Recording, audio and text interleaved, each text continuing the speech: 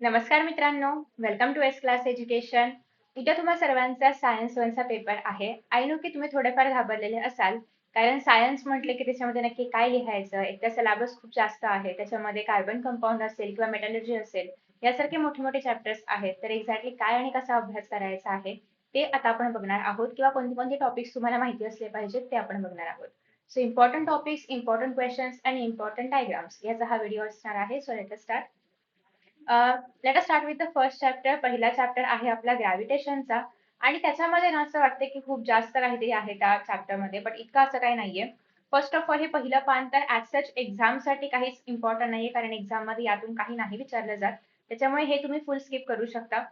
Second page वरचं तुम्हाला फक्त सेंट्रिपेटल फोर्सची डेफिनेशन करायची आहे. बाकी सेकंड पेज मधून काहीच नाही विचारलं जात.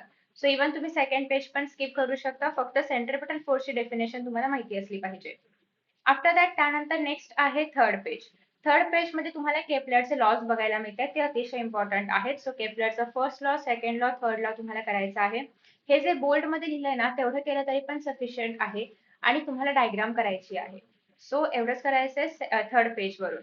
फोर्थ पेज वरती तुम्हाला हा जो Newton's universal law of gravitation बघायला मिळतोय, हा लॉ आणि याचा हा फॉर्म्युला करायचा आहे.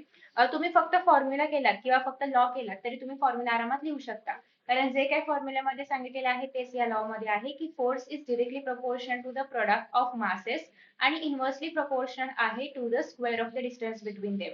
सो इव्हन हे डायग्राम जरी लक्षात ठेवलीत ना तुम्ही, तरी पण तुम्ही हे तिन्ही पण पॉईंट्स आरामात लिहू शकता आणि तुम्हाला त्याच्यामध्ये आउट ऑफ मार्क्स मिळतील. त्यानंतर जी ची व्हॅल्यू तुम्हाला माहिती असली पाहिजे, की जी म्हणजे ग्रॅव्हिटेशनल कॉन्स्टंट आहे आणि त्याची व्हॅल्यू आहे 6.673 into 10 to the power -11 newton meter square per kilogram square unit पण, कारण हे एमसीक्यूज मध्ये विचारलं जातं. बाकी या पेज मध्ये इम्पॉर्टंट नाहीये काहीच. हे पेज पण तुम्ही पूर्ण स्किप करू शकता. याच्यामधला फक्त हे न्यूमेरिकल बघा. न्यूमेरिकल त्याच फॉर्म्युल्यावरती आधारित आहे, F is equal to G m1 m2 by D square. So त्याच्यामधल्या व्हॅल्यूज तर तुम्हाला माहिती आहेत. जी ची value you already know. M1 M2 दिलं असेल, R पण दिलं असेल, तुम्हाला फक्त पुट करायचं आहे आणि फोर्स फाइंड आउट करायचा असतो. आफ्टर दॅट नेक्स्ट आहे हाय टाईड आणि लो टाईड. मूनमुळे होत असतं. मून जे आहे तर ते अर्थवरच्या पाण्याला अट्रॅक्ट करतं ग्रॅव्हिटेशनल फोर्सने, त्याच्यामुळे हाय टाईड होतं. त्याच्या अपोजिट साईडला सुद्धा हाय टाईड होणार आहे, आणि 90 डिग्रीज मध्ये जे अँगल्स आहेत त्या ठिकाणी लो टाईड होणार आहे. हे एक्झाम मध्ये विचारलं जात नाही, पण एक कॉन्सेप्ट माहिती असावं म्हणून. त्यानंतर नेक्स्ट आपल्याला इथे बघायला मिळतं आहे अर्थ ग्रॅव्हिटेशन ऍक्सिलरेशन. हा पार्ट इम्पॉर्टंट आहे. यामध्ये तुम्हाला जीचा हा फॉर्म्युला माहिती असला पाहिजे. कसा आला ते पण बघू शकता, इतकं गरजेचं नाहीये. पण जीचं जे व्हेरिएशन आहे विथ रेस्पेक्ट टू डेप्थ असेल, हाईट असेल किंवा सरफेस नुसार असेल, तर ते तुम्हाला लक्षात ठेवायचं आहे, कारण हे एक्झाम मध्ये विचारलं जातं. ऑल्सो जी ची व्हॅल्यू सेंटर वरती 0 असते, तर का असते हे पण तुम्हाला माहिती असलं पाहिजे. मास आणि वेट मधला डिफरन्स करायचा आहे. त्याच्यानंतर आहे फ्री फॉलची डेफिनेशन करायची आहे. After that next is escape velocity म्हणजे काय, एस्केप वेलोसिटी म्हणजे काय हे तुम्हाला स्पेस मिशन चॅप्टर साठी पण करायचं आहे आणि यासाठी पण. सो एकदाच करा म्हणजे दोघांसाठी ऍप्लिकेबल होईल. Yes, done. सो एवढंच आहे या चॅप्टर मध्ये, जास्त काही नाही. न्यूमेरिकल्स कुठले करायचे, तर न्यूमेरिकल्स पण जास्त टफ करायची गरज नाहीये. फक्त जे फर्स्ट फॉर्म्युला आपण बघितलाय, F is equal to m1 gm1 m2 by R square, त्याच्याशी निगडीत जेवढे न्यूमेरिकल्स आहेत तेवढे केले तरी पण सफिशियंट आहे, किंवा ते सॉल्व एक्झाम्पल सॉल्व केले तरी पण चालेल. यातले न्यूमेरिकल्स नाही केले तरी पण चालतील. आफ्टर दॅट नेक्स्ट चॅप्टर आहे आपल्याकडे, तो म्हणजे पेरियोडिक क्लासिफिकेशन ऑफ एलिमेंट्स. यामध्ये पण पहिल्या पेजवरचं डोबेरॅनस स्ट्रेट्स तुम्हाला दिलं जाऊ शकतं. म्हणजे 3 एलिमेंट्स दिले जातील आणि तुम्हाला आयडेंटिफाय करायचं आहे की हे डोबेरॅनस ट्रेड आहे की नाही. हे आपण कसं आयडेंटिफाय करतो, तर या ठिकाणी तुम्हाला बघायला मिळेल, जो मधला एलिमेंट असतो त्याचा जे ऍटॉमिक मास असेल should be equal to average of other 2 एलिमेंट्सचा ऍटॉमिक मास. जर हे आलं असेल तर आपण म्हणतो की ते डोबेरॅनस ट्रेड आहे, अदरवाइज ते नाही. सो अशा प्रकारे तुम्हाला एखादं एक्झाम्पल देऊन लिहिण्यासाठी विचारलं जाऊ शकतं. न्यूलँड्स लॉ ऑफ ऑक्टेव्हचे लिमिटेशन्स करायचे आहेत, जे की तुम्हाला इथे बघायला मिळतात, की ते फक्त कॅल्शियम पर्यंतच अप्लिकेबल आहे, किंवा त्याच्यामध्ये जास्त एलिमेंट्स आपण 56 एलिमेंट्स पुट करू शकतो, पण दोन दोन एलिमेंट्स एकाच बॉक्समध्ये येत आहेत, सो ते ऍप्लिकेबल नाहीये. तर हे सगळे लिमिटेशन्स आहेत न्यूलँडच्या लॉ ऑफ ऑक्टेव्हचे. नेक्स्ट आहे मेंडेलिव्हज पेरियोडिक टेबल. तर याच्यावरती तुम्हाला शॉर्ट नोट लिहायला विचारली जाऊ शकते 2 मार्कांसाठी. सो ॲट दॅट टाइम तुम्हाला लिहायचं आहे की 63 एलिमेंट्स डिस्कवर केले होते, रोज होते, कॉलम्स होते, त्याच्यामध्ये एलिमेंट्स होते. हा टेबल अजिबात करायची गरज नाहीये. हा जो तुम्हाला पेरियोडिक लॉ बघायला मिळतोय हा लक्षात ठेवायचा आहे. जर मेंडेलिव्ह साठी विचारलं तर ऍज पर दी ॲटॉमिक मासेस, आणि हे जर मॉडर्न पेरियोडिक टेबल किंवा हेनरी मोझेलीच्या अकॉर्डिंग विचारलं तर या ठिकाणी ॲटॉमिक नंबर्स येणार आहे. कारण आतापर्यंत ऍटॉमिक म्हणजे आधीपर्यंत ऍटॉमिक मासनुसार क्लासिफिकेशन व्हायचं आणि आफ्टर मॉडर्न पिरियोडिक टेबल त्याच्यामध्ये काय आलं, ऍटॉमिक नंबर आलं. सो हा एक पॉईंट लक्षात ठेवायचा आहे. त्याच्यानंतर नेक्स्ट आहे मेरिट्स आणि डिमेरिट्स ऑफ मेंडेलियस पिरियोडिक टेबल. तर ह्याचे 3 पॉइंट्स आहेत.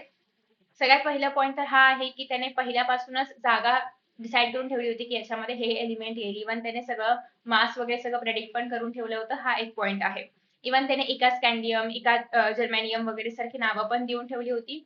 त्यानंतर सेकंड वॉज की त्याने जे हे आहे previously determined atomic mass of beryllium 14.09 होतं. त्याची करेक्ट व्हॅल्यू जी आहे ती फाइंड आउट केली आणि त्याला प्रॉपर प्लेसवरती आणलं, म्हणजे ॲटॉमिक मासेस रिवाइज करायचं काम केलं. थर्ड पॉईंट हे आहे की त्याने नोबेल गॅसला प्लेस करण्यासाठी एक नवीन झिरो ग्रुप जे आहे तर ते रिझर्व्ह ठेवलं. त्याच्यानंतर डिमेरिट्स मध्ये असं आहे की कोबाल्ट आणि निकल सारखे एलिमेंट्स ॲटॉमिक मास सेम आहे, सो ते एकाच पोझिशन वरती येत आहेत, तर त्याच्यामुळे इश्यूज आहेत. किंवा आयसोटोप्स नंतर आले, मग त्यांना कुठे प्लेस करायचा हा इश्यू होता. किंवा जेव्हा एलिमेंट्स जे आहेत तर ते इन्क्रीजिंग ऑर्डरने प्लेस केले गेले ऍज पर ॲटॉमिक मास, तर ते होल नंबर मध्ये नव्हतं. सो वी डोंट नो की 2 एलिमेंट्सच्या मध्ये काही येऊ शकतं का, आणि हायड्रोजनला नेमकं फर्स्ट ग्रुप मध्ये ठेवायचं आहे की 7th ग्रुप मध्ये ठेवायचं आहे याच्याबद्दल पण कन्फ्युजन होतं. सो हे झाले डिमेरिट्स. त्यानंतर मॉडर्न पिरियडिक टेबलवरती शॉर्ट नोट लिहायला येऊ शकते एक्झाम मध्ये, ज्याच्यामध्ये तुम्हाला रोज किती आहे, कॉलम्स किती आहे, ब्लॉक्स किती आहे, मेटल्स कोणत्या ब्लॉक्स मध्ये आहे, नॉन मेटल्स कोणत्या ब्लॉक्स मध्ये आहे, जी मधून झिगझॅग लाईन जाते ती काय काय दाखवते, टोटल किती एलिमेंट्स प्लेस केले गेलेले आहेत. त्याच्यानंतर लॅन्टेनाइड सिरीज आहे, ऍक्टिनाइड सिरीज आहे, त्याच्याबद्दल लिहायचं आहे एक ब्लॉक मध्ये. सो बस एवढंच तुम्हाला लिहायचं असतं शॉर्ट नोट आली तरी पण. किती कितीपर्यंत एलिमेंट्स लक्षात ठेवले पाहिजे, तर कॅल्शियम 20 पर्यंत ठेवा, तेवढं सफिशियंट आहे. त्यानंतर नेक्स्ट पार्ट सगळ्यात इम्पॉर्टंट, तो म्हणजे जे ट्रेंड्स तुम्हाला बघायला मिळतात. म्हणजे ॲटॉमिक रेडियस जे आहे तर ते अक्रॉस द पिरियड डिक्रीज होत आहे, डाऊन टू ग्रुप इन्क्रीज होत आहे. किंवा हे जर मेटॅलिक कॅरेक्टर असेल तर ते पण डाऊन द ग्रुप इन्क्रीज आणि अक्रॉस द पिरियड डिक्रीज होते. नॉन मेटॅलिक असेल तर अक्रॉस द पिरियड इन्क्रीज आणि डाऊन द ग्रुप डिक्रीज होते. सो हे जे इश्यूज आहेत किंवा हे जे ट्रेंड्स आहेत त्याच्या मागचे रिझन्स तुम्हाला माहिती पाहिजे, कारण ते गिव्ह द रिझन्स मध्ये एक्झाम मध्ये येतं.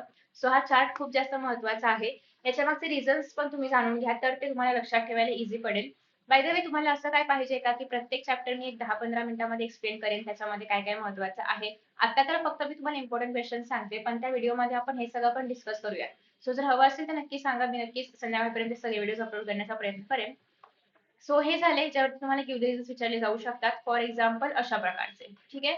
सो हे खूप महत्वाचं आहे. आतापर्यंत जे क्वेश्चन सांगितले तेवढे करायचे आहेत आणि हे जे गिव्ह द रिझन्स आहेत ते तुम्हाला करायचे आहेत.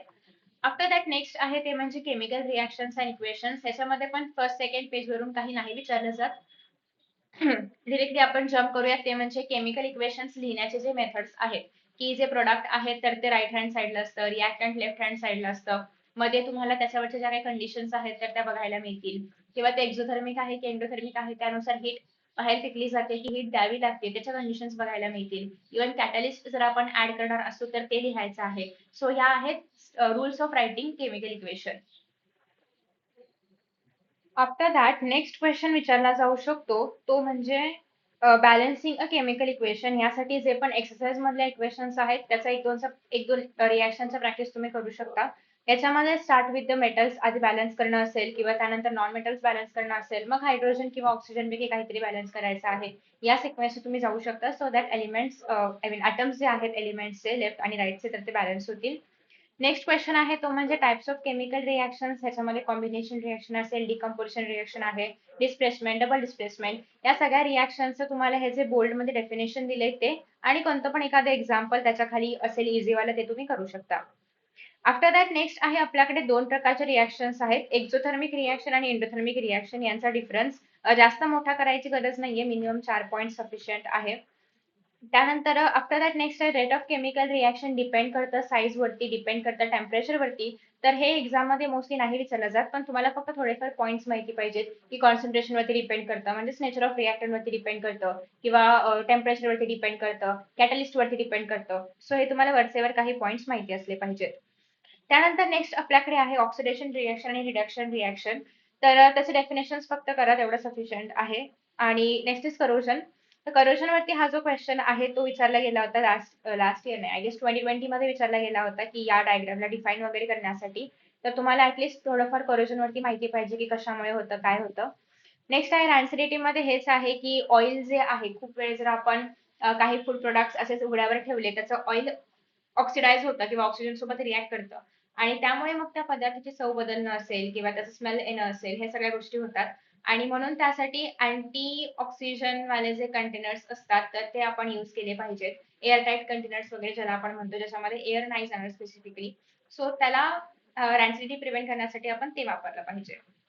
बाकी या चॅप्टरमध्ये ॲज सच खूप अवघड असं काही नाहीये. फक्त तुम्हाला बॅलन्सिंगसाठी या काही रिएक्शन्स करायच्या आहेत. त्यातल्या 1-2 केल्या तरी पण सफिशियंट आहे. आणि जसं की तुम्हाला माहिती आहे आपल्याला रिएक्शन्सचे डेफिनेशन करायचे आहेतच, कॉम्बिनेशन, डिकम्पोजिशन वगैरे. सो ट्राय करा की तुम्ही हे पण त्याच्याशी रिलेट करून अभ्यासाल. युजुअली एक्झाममध्ये तर नाही येत, पण ठीक आहे. तुम्हाला डेफिनेशनसाठी एखादं प्रॅक्टिस म्हणून एक्झाम्पल लक्षात ठेवू शकता. या चॅप्टरमध्ये काय करायचं आहे, सगळ्यात पहिली गोष्ट म्हणजे आपण टंगस्टनची जी वायर आहे तर ती वापरतो बल्कमध्ये वगैरे. तर ते का वापरतो? Because of having a higher melting point. तर त्याचं रिझन इथे आहे, ते करायचं आहे. त्यानंतर नेक्स्ट आहे ओके, जर आपल्याला काही शॉर्ट सर्किट वगैरे सारख्या गोष्टी अवॉइड करायच्या असतील तर त्यासाठीच हे आहे. तर तुम्ही रिझन्स मध्ये विचारलं जाऊ शकते की शॉर्ट सर्किट अवॉइड करायचं असेल तर काय कराल, काय प्रिव्हेंटेटिव्ह स्टेप्स वगैरे घ्याल किंवा काय एक्झॅक्टली असतं शॉर्ट सर्किट, त्यामध्ये तुम्ही या स्टेप्स घेऊ शकता. या चॅप्टरमध्ये जे काही न्यूमेरिकल्स आहेत ते मोस्टली याच फॉर्म्युल्यावरती आधारित आहेत. तर तो फॉर्म्युला असा आहे, P is equal to V square by R. तो सगळे न्यूमेरिकल्स याच फॉर्म्युल्यावरती आधारित आहेत. तर एक फॉर्म्युला जर तुम्ही गेलात तर सगळे न्यूमेरिकल्स तुम्ही करू शकता. सो हा एक फॉर्म्युला करायचा आहे. बघा, चारी पण न्यूमेरिकल्स त्याच्यावरतीच आधारित आहेत आणि मोस्टली याच्यावरतीच विचारले जातात. त्यानंतर हे नाही केलं तरी पण चालेल. नेक्स्ट आहे राईट हँड थंब रूल. हा करायचा आहे तुम्हाला एक्झामसाठी इम्पॉर्टंट डायग्राम आणि त्याचं एवढं हे 4-5 ओळींचं डिस्क्रिप्शन पण. आफ्टर दॅट नेक्स्ट सॉलिनॉइड आणि आपलं जे ऍक्च्युअल बार मॅग्नेट आहे त्याच्यामधल्या ज्या काही सिमिलॅरिटीज आहेत तर त्या तुम्हाला ते बघायला मिळतात. तर हा एक रिझन मध्ये क्वेश्चन येऊ शकतो. फ्लेमिंगचं राईट हँडचं रूल आणि फ्लेमिंगचं लेफ्ट हँड रूल दोन्ही पण करायचं आहे. हे जे मोटर आहे, इलेक्ट्रिक मोटर असेल किंवा जनरेटर असेल, हे ना आधी लिहायला विचारलं जायचं, पण आता डायग्राम ड्रॉ करा आणि फक्त फंक्शन्स एक्सप्लेन करा किंवा पॉइंट्स मध्ये लिहा, अशा प्रकारचे क्वेश्चन्स येतात. सो खूप मोठं करायची गरज नाहीये, पण ऍटलीस्ट डायग्राम करा सो दॅट तुम्हाला बेसिक आयडिया मिळेल. त्यानंतर एसी आणि डीसी मधला डिफरन्स. ओके, जसं की तुम्हाला इथे बघायला मिळते अशा प्रकारचे क्वेश्चन्स येतील की डायग्राम वरून आयडेंटिफाय करा की ते मोटर आहे की जनरेटर आहे. गिव्ह द रिझन्स मध्ये हा क्वेश्चन करायचा आहे टंगस्टन वाला. ओके, सो न्यूमेरिकल्स मध्ये सॉल्व्ड आणि न्यूमेरिकल सफिशियंट आहे. P is equal to V square by R. तोच फॉर्म्युला मोस्टली सगळ्या न्यूमेरिकल्स मध्ये वापरला जातो. सो तेवढं केला तरी पण चालेल. आणि बाय आयडेंटिफाय करायचं तुम्हाला बाय सीइंग इमेजेस की हे राईट हँड रूल आहे, I mean Fleming's right hand rule आहे की फ्लेमिंग्स लेफ्ट हँड रूल आहे. आणि दोन्ही पण रूल करायचे आहेत कारण एक्झाम मध्ये येतात. नेक्स्ट आहे हीट बद्दल. तर पहिल्या पेजवरती ऍज सच काही नाहीये. सेकंड पेज वरती तुम्हाला टेम्परेचर वर्सेस टाइम ग्राफ दिलेला बघायला मिळतोय. हे ड्रॉ करायला नाही येणार, पण तुम्हाला आयडेंटिफाय करायला विचारलं जाईल की लॅटन हिटचा पॉईंट कुठे आहे किंवा लॅटन हिट म्हणजे काय किंवा हिट ऑफ फ्युजन म्हणजे लॅटन हिट ऑफ फ्युजन म्हणजे काय, अशा प्रकारचे तुम्हाला क्वेश्चन्स विचारले जाऊ शकतात. किंवा कोणत्या टेम्परेचर पासून कोणत्या टेम्परेचर पर्यंत आपण असं म्हणू शकतो की तिथे लॅटन हिट आहे वगैरे. तर या पण गोष्टी तुम्ही याच्यामधून बघू शकता. रेझोल्युशन मोस्टली एक्झाम मध्ये नाही येणार. अॅनिमल्स बिहेवियर नक्की येऊ शकतं त्याचा हा ग्राफ पण, की कोणत्या पॉईंट पर्यंत कोणत्या डिग्री सेल्सिअस वरती 4 डिग्री सेल्सिअस फॉर एक्झाम्पल तिथे अॅनिमल्स बिहेवियर दाखवलं जातं. तर ते पॉईंट करण्यासाठी येऊ शकतं. ग्राफ मध्ये असेल, एबीसीडी दिली असेल त्याच्यामध्ये कुठला पॉईंट अॅनिमल्स बिहेवियर दाखवतो ते लिहिण्यासाठी असेल. होप्स अपॅरेटस नाही केलं तरी पण चालेल. त्यानंतर हे तुम्हाला ना एमसीक्यूज मध्ये किंवा फिल इन द ब्लँक्स मध्ये येऊ शकते ही डेफिनेशन. ओके, सो नेक्स्ट आहे आपल्याकडे स्पेसिफिक हीट कपॅसिटी. तर हे पण तुम्हाला लिहिण्यासाठी विचारलं जाऊ शकतं शॉर्ट नोट्स मध्ये वगैरे. तर हे करायचं आहे. एकच फॉर्म्युला आहे, Q is equal to M C delta T. Mostly काही न्यूमेरिकल आला तर ते याच्यावरच येईल, बाकीचे फॉर्म्युला करायची गरज नाहीये. हीट एक्सचेंज फक्त लक्षात ठेवा काय आहे, बाकी विचारल्या जाण्याचे चान्सेस खूप कमी आहेत. हे एकच न्यूमेरिकल केलं तरी पण सफिशियंट आहे. या चॅप्टर मधून न्यूमेरिकल आला तर याच टाईपचं येईल. हे मोठंवाला न्यूमेरिकल इतकं मोठं नाही विचारलं जात 2 मार्कांसाठी. सो फक्त हे न्यूमेरिकल करणं इज सफिशियंट. याच्यावरूनच तुम्हाला क्वेश्चन्स विचारले जातील. बाकी हे मोठे मोठे न्यूमेरिकल नाही केलं तरी पण चालेल. सो तुम्हाला अशा प्रकारचे क्वेश्चन्स येऊ शकतात. आणि अॅनिमल्स बिहेवियर ऑफ वॉटर वरती तर 100% क्वेश्चन विचारला जातो. सो ते करायचं आहे. न्यूमेरिकल्स मध्ये फक्त एमसी डेल्टा टी वापरण्यावालेच न्यूमेरिकल्स करा, बाकीचे न्यूमेरिकल्स नाही केले तरी पण चालेल. Next is refraction of light. याच्यामध्ये बघा इनिशियली तर रिफ्रॅक्शन म्हणजे काय हे तुम्हाला एमसीक्यूज मध्ये येऊ शकतं. त्यानंतर नेक्स्ट आहे ते म्हणजे रिफ्रॅक्टिव्ह इंडेक्स, अगेन एमसीक्यू साठी. आणि हे कोणावरती डिपेंड आहे, वेलोसिटीवरती डिपेंड आहे, जे पण असेल ते. सो हे तुम्हाला एमसीक्यू मध्ये येऊ शकतं.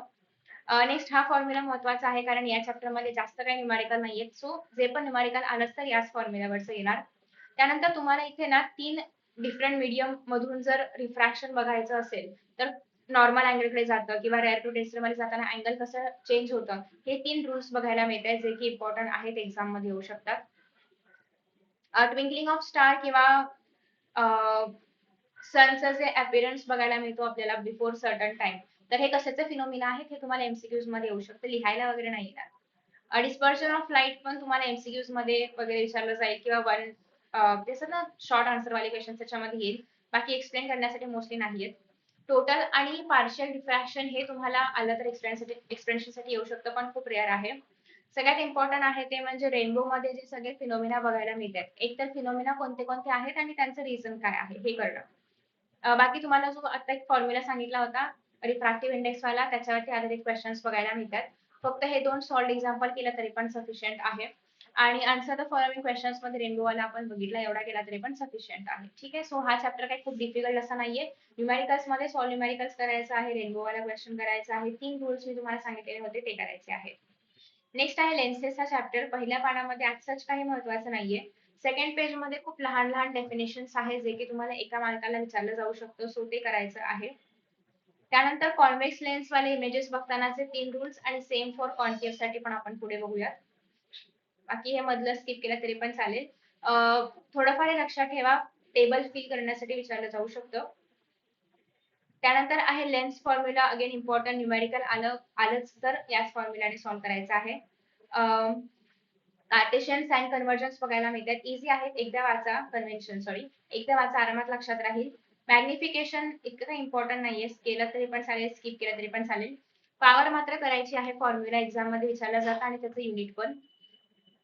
सो बघा अशा प्रकारचे क्वेश्चन्स तुम्हाला येऊ शकतात लेन्स फॉर्म्युल्यावरती, त्याच्यामुळे हा एखादा सॉल्व्ह करा किंवा पॉवर फाइंड आउट करण्यासाठी 1/f करायचे फक्त, त्याच्यामध्ये काही डिफिकल्ट नाहीये खूप. नेक्स्ट आहे वर्किंग ऑफ ह्युमन आय मध्ये ना ह्याच्यामध्ये तुम्हाला असं ब्लँक्स दिलं जाऊ शकतं आणि बोललं जाईल की याची नावं लिहा, ए बी सी जे काय आहे त्याची नावं लिहा. आय ड्रॉ करायला खूप कमी केसेस मध्ये येतो, त्याचा जास्त इश्यू नाहीये, पण नेमिंग मात्र तुम्हाला करता आलं पाहिजे.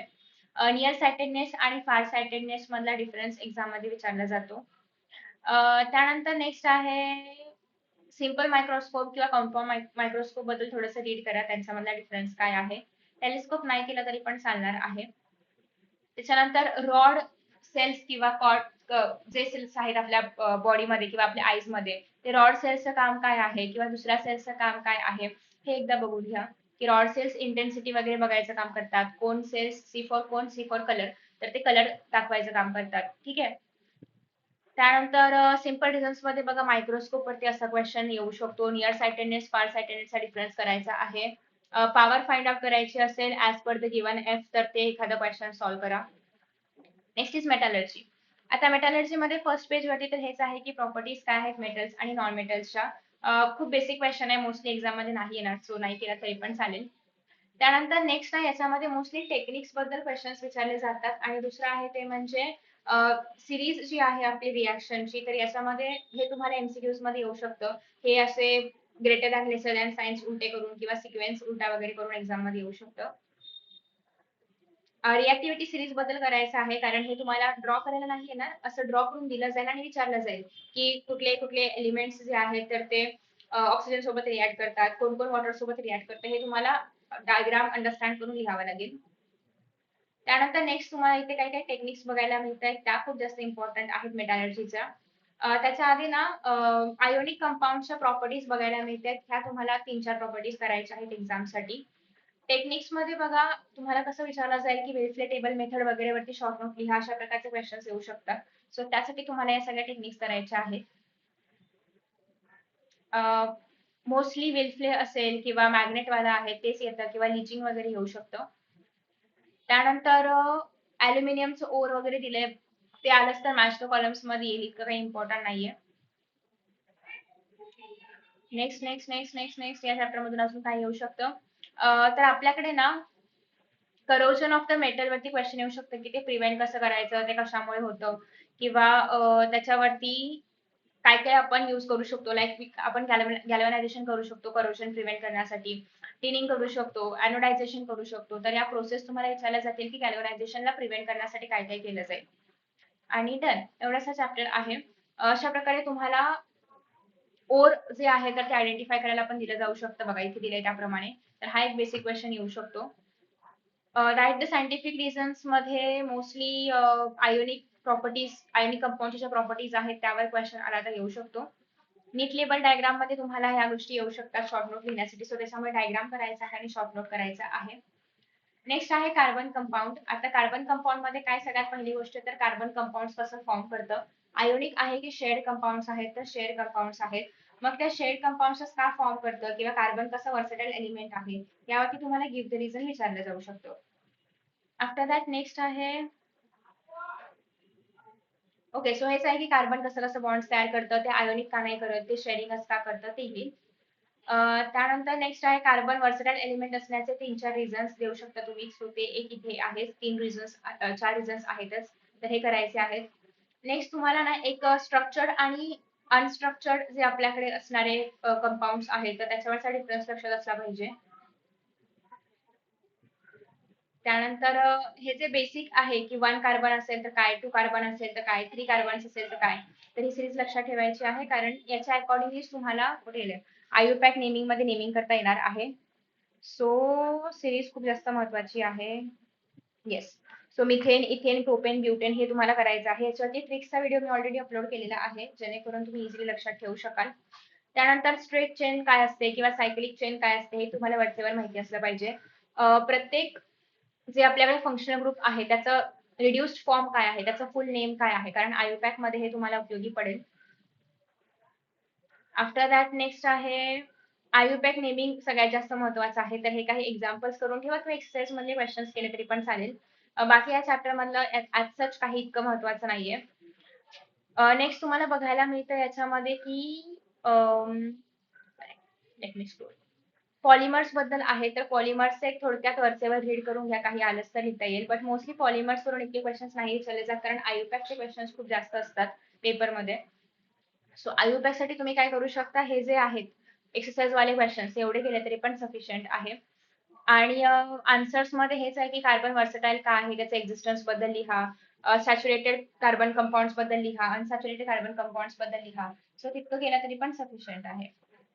त्यानंतर नेक्स्ट आहे आपल्याकडे स्पेस मिशन. स्पेस मिशन मध्ये काय बरे केलं पाहिजे तर या ठिकाणी तुम्हाला स्पुतनिक बघायला मिळते जे की फर्स्ट आर्टिफिशियल सॅटेलाइट आहे. हे तुम्हाला एमसीक्यूज मध्ये येऊ शकतं. बाकी हा टेबल खूप जास्त महत्वाचा आहे, फिल करण्यासाठी येऊ शकतो किंवा directly right functions of satellites अशा प्रकारचा क्वेश्चन पण येईल. नेक्स्ट क्वेश्चन आहे ते म्हणजे हाय अर्थ ऑर्बिट, लो आणि मीडियम अर्थ ऑर्बिट वरती क्वेश्चन्स येतील तुम्हाला सॉल्व्ह करण्यासाठी, म्हणजे आय गेस लिहिण्यासाठी 2-3 ओळी तुम्ही प्रत्येकाच्या लिहू शकता. नेक्स्ट आहे एस्केप वेलोसिटीचा फॉर्म्युला. हे सॅटेलाइट वगैरे नाही केलं तरी पण चालेल, रॉकेटचं स्ट्रक्चर अँड ऑल. एस्केप वेलोसिटीचा फॉर्म्युला लक्षात ठेवायचा आहे आणि अर्थसाठी 11.2 किलोमीटर पर सेकंड आहे हे लक्षात ठेवायचं आहे. बाकी मिशन्स एक्झामसाठी तितके महत्वाचे नाहीयेत, सो ते पण नाही केले तरी पण चालतील. अशा प्रकारे तुम्हाला सॅटेलाइट्स वरती क्वेश्चन येऊ शकतात. सो हे करायचे आहेत. फक्त एस्केप वेलोसिटीचा फॉर्म्युला लक्षात ठेवा कारण त्याच्यावरती क्वेश्चन्स येतात. बाकी तर ठीक आहे. सो इन दिस वे एक फुल काय अभ्यास करायचा आहे नेमका एक्झामसाठी ते आपण बघितलेलं आहे. तुम्हाला जर चॅप्टर वाईज हवा असेल तर तुम्ही त्याप्रमाणे सांगू शकता. आय होप की तुम्हाला हा व्हिडिओ आवडला असेल. Thank you so much and see in next session. Best of luck and bye bye.